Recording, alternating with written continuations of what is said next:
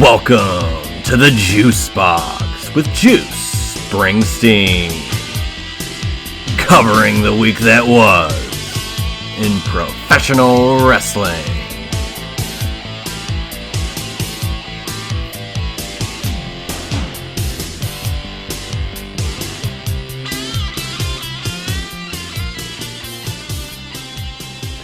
And hello everybody, and welcome to another edition of the Juice Box. I am Juice Springsteen, and we are a mere week and day away from both Night of Champions for WWE taking place in Riyadh and Forbidden Door, AEW's June pay-per-view taking place in San Jose, California.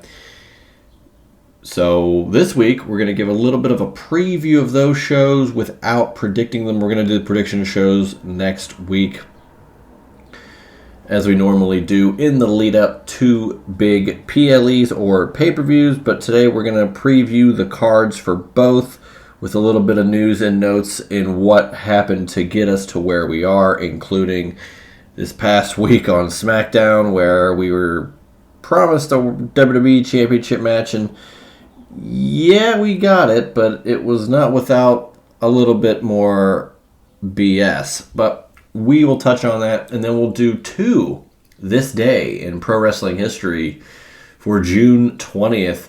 Two very polar opposite shows, one from WWE and one from WCW.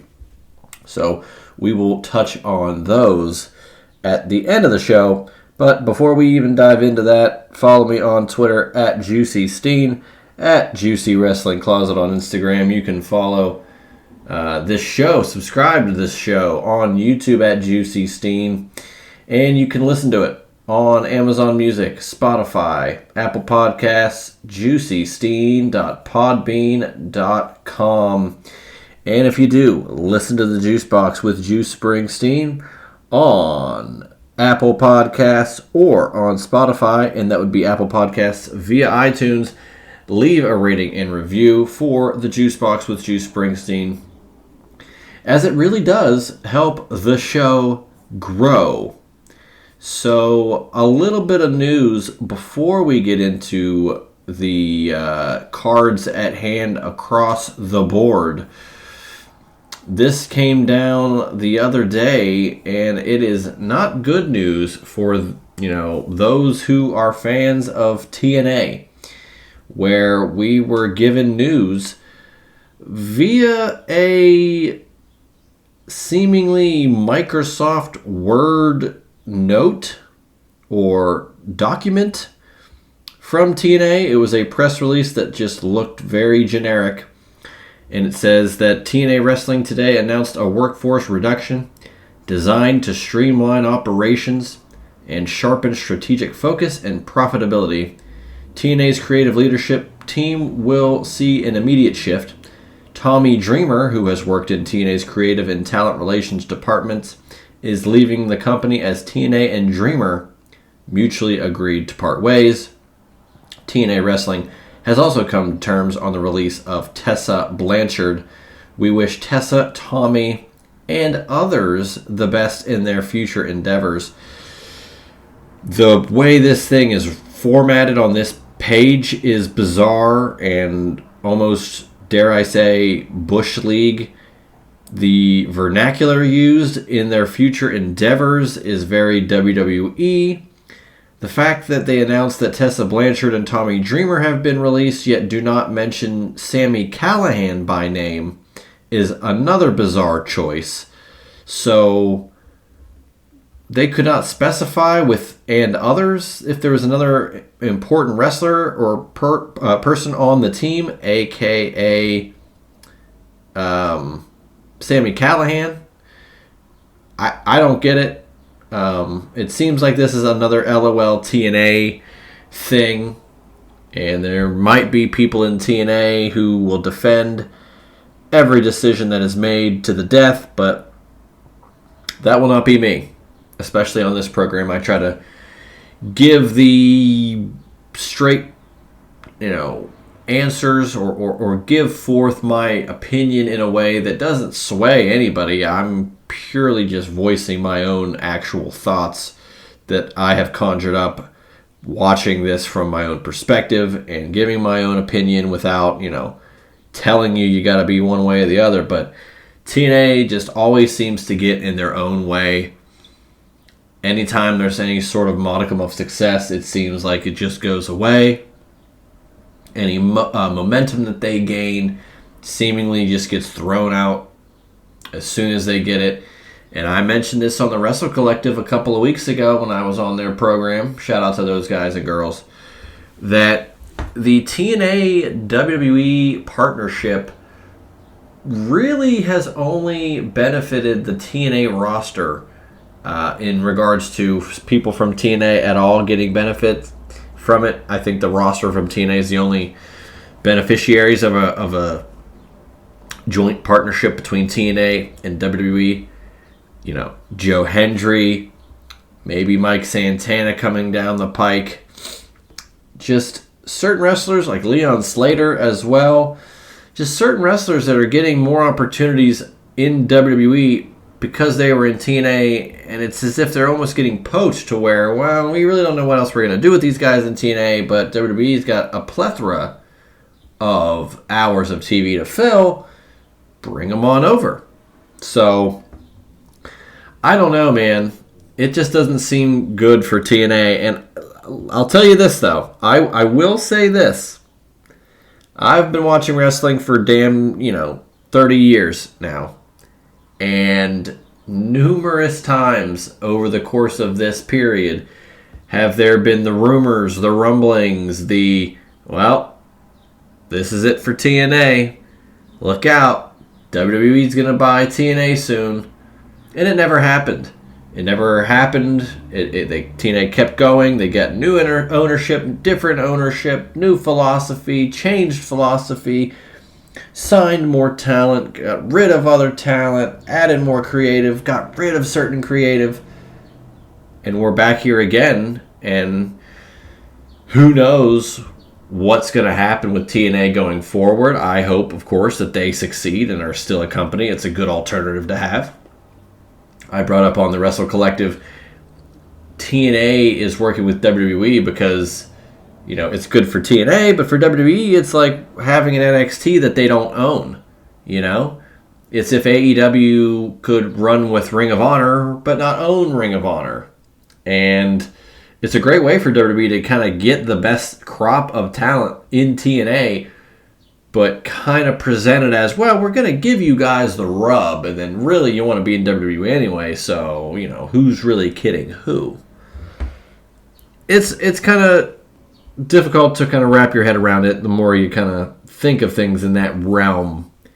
But look, I just really want TNA to succeed. There's a lot of guys and girls on that roster that I really like, and just to see it get treated like this and back and forth and certain people get let go, I just would love stability for TNA for once in their existence, and it just has never happened as long as I've been watching pro wrestling.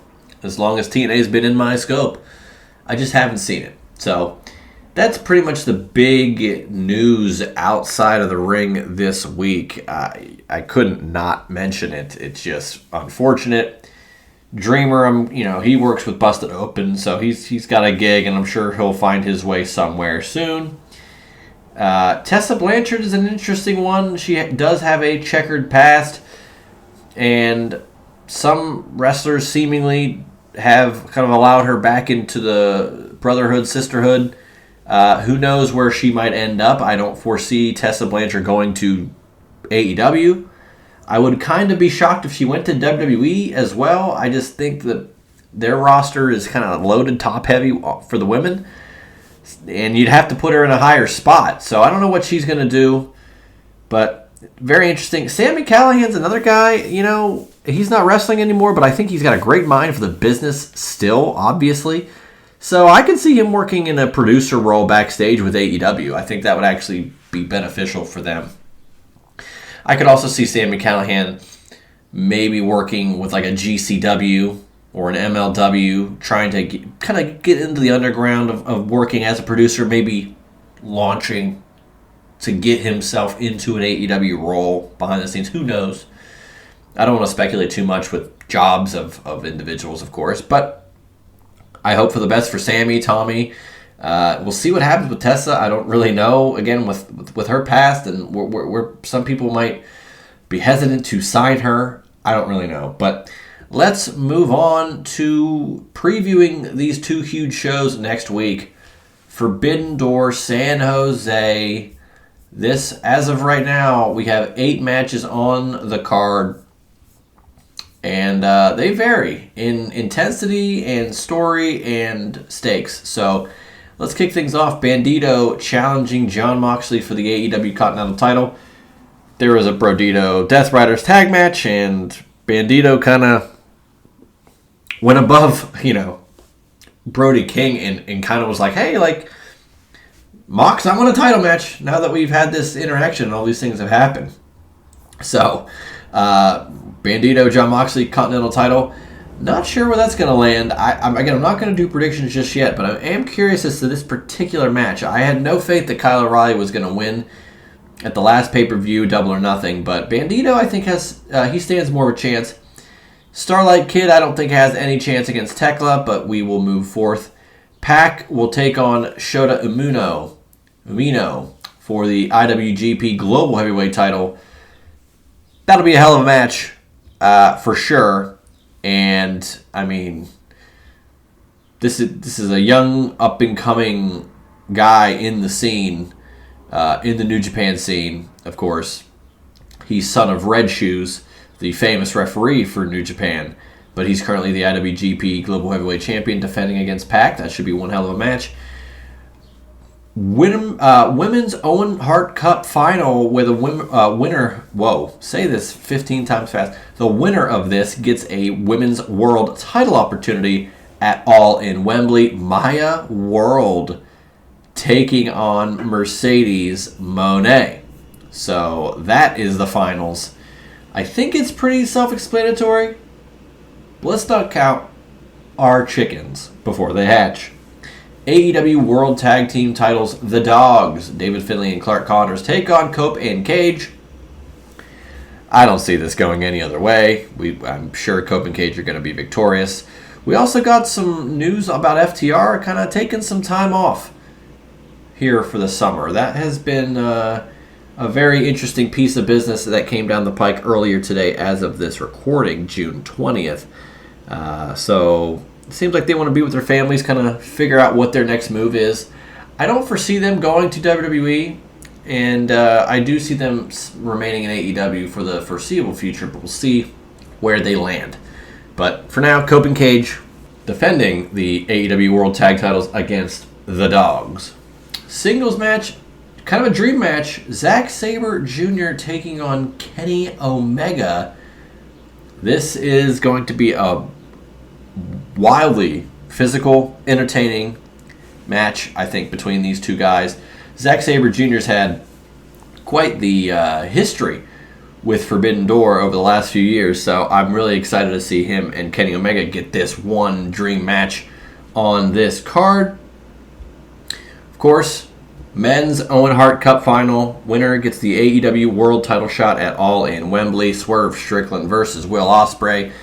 These two men had an insane promo war this past Wednesday on Dynamite, and it kind of started a lot of controversy with some of the comments that Will Ospreay made, but outside of the ring, of course, it was not really having anything to do with the promo, towards Swerve. It was just a comment Ospreay made leading up to that interaction with Swerve that people had a problem with, and we're not really going to discuss that any further here because it was all over the timeline this past week, and I just don't care to discuss it any further than that. Steel cage match, 6-on-6. If Mark Briscoe's team wins, he will earn an AEW World Heavyweight title match against MJF. Mark Briscoe and the conglomeration of Orange Cassidy, Roderick Strong, Kyle O'Reilly, Darby Allin and Konosuke Takeshita taking on MJF, the AEW World Champion, and the Don Callis family of Kevin Knight, Kyle Fletcher, Jake Doyle, Kazuchika Okada, and Andrade El Idolo. 6-on-6 steel cage. I want to say it's going to be a bigger cage than normal if you're going to have 6-on-6, but we'll have to see how they formulate it. I think it's going to be a larger cage. I think we saw something similar to that I think a year ago maybe, I want to say. But looking forward to Forbidden Door, always a unique show. I think the Forbidden Door lore and special nature of the show is kind of tapered off, so I wouldn't be upset if they moved forth from Forbidden Door sooner rather than later, but it's still a show, and I'm going to respect that as they still have the pay-per-view. But let's get into Night of Champions. 6 matches on this show, which is one more than they normally do for the Triple H PLEs, but it is in Riyadh, Saudi Arabia. So however many matches they want, they shall receive. Women's United States title on the line. Tiffany Stratton takes on Jade Cargill. This, for a long time, I thought could be a WrestleMania match, and it very well could be in the future, but we're getting it on Night of Champions, and I'm very much looking forward to this. Jade Cargill kind of going down the rungs after losing her world title at WrestleMania to Rhea Ripley, but that's really no shade on Jade. We've got Trick Williams and Ricky Saints dueling for the WWE Men's United States Championship.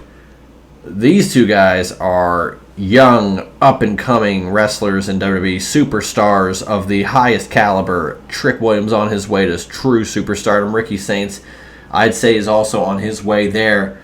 His ascent since arriving in WWE has actually been pretty impressive, and now we get to see a huge match for Ricky Saints on a main WWE PLE. Taking on Trick Willie for the U.S. title. We've got, of course, a steel cage match. Braun Breaker, Seth freaking Rollins, one-on-one. I don't care how this match ends up, but please, can this be the end of Seth Rollins and Braun Breaker? Can we move on with these two guys? Please and thank you. Queen of the Ring, Io Sky, Liv Morgan. Winner will be crowned Queen of the Ring and will earn a world title opportunity at SummerSlam. Liv Morgan is already the current women's world champion, and she won Money in the Bank. She won the Crown Jewel title. She won the 26 Rumble match. She could win Queen of the Ring. She is on fire right now, but I have a feeling Io Sky could walk out as Queen of the Ring. For the men, Jey Uso, Oba Femi, King of the Ring. Winner takes on the world champion of their choosing at SummerSlam, Minneapolis, Minnesota. This is going to be fascinating. If Oba Femi is to win this match, I think he could take on Roman Reigns. I think he could take on Cody, Gunther, or Sammy, whoever is champion by the time we get to SummerSlam. If it's Jay, I could see him taking on Cody. I could see him taking on Gunther. I could see him taking on Sammy. I could see him taking on Roman. That is where we're at. I think both these guys could both face any of the championship potential champions once we get to SummerSlam, which actually is incredible to think about, where every potential matchup is actually pretty enticing and has some story to it. We'll see. Will Brock Lesnar show up? Could he cost Oba Femi in this match? Remains to be seen. Triple threat. Undisputed WWE title. We talked about this already. Gunther, Sami Zayn take on Cody Rhodes. Triple threat rules. Gunther and Cody had their world title match. Cody wins via Sami Zayn quick pin. They try to restart the match and it ended up in a DQ. Triple threat rules. Gunther, Sammy, Cody. I truthfully could see any one of these three guys walking out as champion, and I think it is more intrigue with whoever wins King of the Ring. So, wow. I'm very much looking forward to next weekend. Saturday afternoon, we get Night of Champions in Riyadh, and then Sunday night, we get Forbidden Door from San Jose for AEW. a pro wrestling weekend here in the middle of June. Well, actually towards the end of June, but we lead into July with a huge slate of AEW's Redemption pay-per-view from Montreal. We get Saturday night's main event at Madison Square Garden. Of course, then we will begin August with SummerSlam, conclude August with All In Wembley Stadium. So a lot coming down the pike for the pro wrestling scene in the summer of 2026. But let's do a little throwback. This day in pro wrestling history, we've got 2 pay-per-views. One took place in 2010, one took place in 1992. Let's do the WCW one. Beach Blast 92, June 20th at the Mobile Civic Center in Mobile, Alabama. This has a couple solid matches. We're going to run down the card. Scotty Flamingo defeats Brian Pillman. That's Raven, defeating Brian Pillman for their light heavyweight title. Ron Simmons pins Terry Taylor. Greg Valentine made Marcus Bagwell submit in one of Greg Valentine's only WCW pay-per-view bouts. We had Missy Hyatt defeating Medusa in a bikini contest. But then we get the highlights. We get 2 back-to-back epic matches, including, first off, Sting, Cactus Jack, Falls Count Anywhere. Incredible match. Go out of your way to see it. And then Ricky Steamboat defeating Rick Rude in a 30-minute Iron Man match. Unbelievable stuff there. Unfortunately, the card kind of gets muddy towards the end. We get a 6-man that ends in a DQ. Barry Windham, Dustin Rhodes, Nikita Koloff, Arn Anderson, Bobby Eaton, Steve Austin. 6 incredibly legendary pro wrestlers. And yet, a DQ ends that in 15 minutes. And then a 30-minute time limit draw. Rick and Scott Steiner versus Steve Williams, Terry Gordy for the World Tag Titles. Hell of a match, but it ended up in a draw. Go out of your way to see Sting, Cactus Jack, and that Ricky Steamboat, Rick Rude 30-minute Iron Man match. I do want to correct myself, though. Greg Valentine actually wrestled at Wrestle War 92, lost the match for the United States Tag Team titles with him and Terry Taylor. He, of course, has the singles match and win over Marcus Bagwell at Beach Blast 92. And then he does involve himself in World War III. 97, he's a part of the Battle Royal 3-ring 60-man. And he also took place at Boston Brawl, the 1998 Internet Pay-Per-Listen event, losing via pinfall to Steve Mongo McMichael. And lastly, this only happened one time, this pay-per-view. It was WWE Fatal 4-Way, where all 3 major world titles were on the line via Fatal 4-Way matches. We had Kofi Kingston defending, I'm not sure what title, probably the Intercontinental title against Drew McIntyre, wins that match. Alicia Fox defeated Eve Torres, Gail Kim, and Maurice in a Fatal 4-Way Divas title match.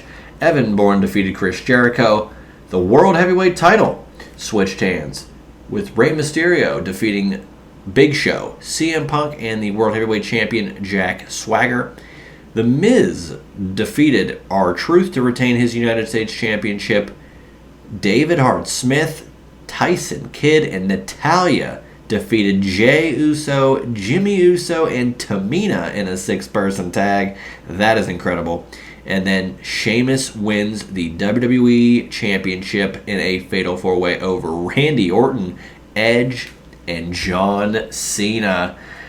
Wow, that is one hell of a interesting show to go back and check out. The only Fatal 4-Way pay-per-view in existence.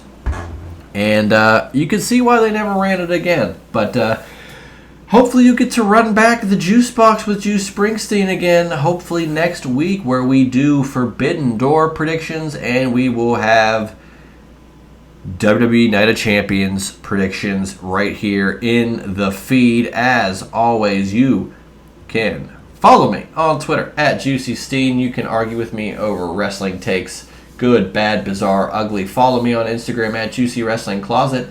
Subscribe to the Juice Box on YouTube at JuicySteen. You can listen to the Juice Box with Juice Springsteen on Spotify, Amazon Music, Apple Podcasts via iTunes, and juicysteam.podbean.com, in addition to YouTube as well if you listen to the show. On Apple Podcasts via iTunes or on Spotify, leave a rating and review. It helps the show grow. Thank you for listening to this week on the Juice Box. We've got a huge weekend next week, so I'm Juice Springsteen. We've got Night of Champions and Forbidden Door predictions next week, right here on the Juice Box. That was the Juice Box with Juice Springsteen. Make sure to subscribe to the Juice Box wherever you listen to podcasts.